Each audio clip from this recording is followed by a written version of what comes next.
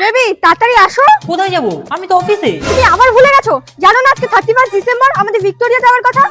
আর 10 minute পরেই train. তুমি যদি আজকে লেট করেছো তাহলে তোমার কপালে দুঃখ আছে। বসকে একটা ফোন করি। Hello sir. হ্যাঁ বলো।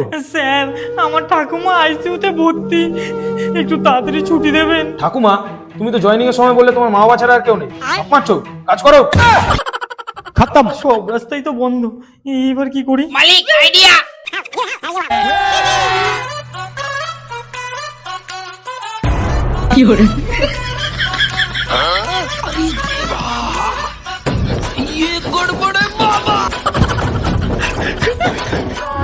এই এক সেকেন্ড দাঁড়াও তো, দরজায় কান দিয়ে শোনো তো কান চোরটা কাজ করছে নাকি। হ্যাঁ স্যার,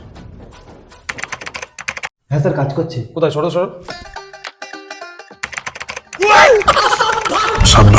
আর মিথ্যে কথা বলা, আজকে ওভারটাইম করাবো। বেবি, আমি ঠিক টাইম মতো চলে এসেছি।